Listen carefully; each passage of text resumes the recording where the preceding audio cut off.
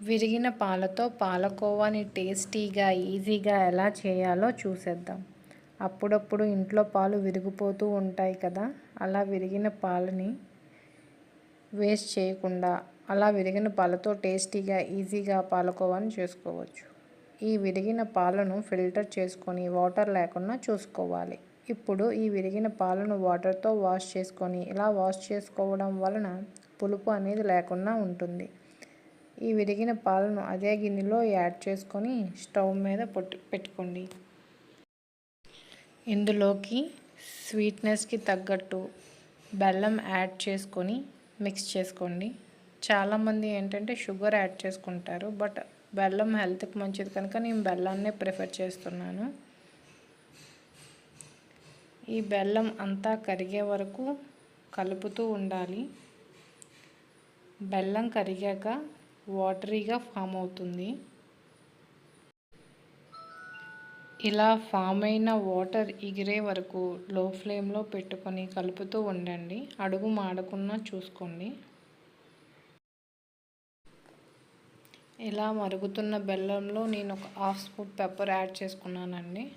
దీనివల్ల ఏంటంటే స్వీట్స్ ఎక్కువ తింటే కఫ్ వస్తుంది కదా పిల్లలకి, అది రాకుండా ఉండుద్ది, కొంచెం కంట్రోల్లో ఉంటుంది అన్నమాట. దీన్ని ఇలా నెమ్మదిగా కలుపుతూ ఉండాలి. అలా అడుగు మాడకుండా చూసుకోవాలి.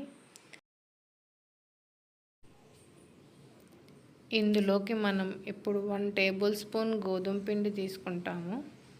అందులోకి వాటర్ యాడ్ చేసి ఉండలు లేకుండా చూసుకుంటాము. దీనిని ఇందులో వేసి బాగా కలుపుకోవాలి.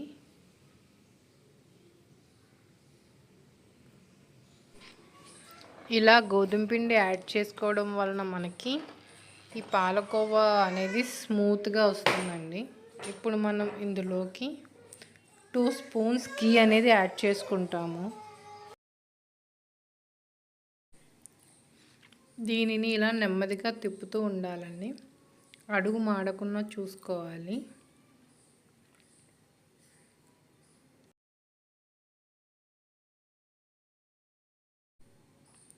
వీడియోలో చూపించిన విధంగా ఈ కన్సిస్టెన్సీ వచ్చినంత వరకు దగ్గర ఎంతవరకు అలా నెమ్మదిగా తిప్పుకోవాలండి.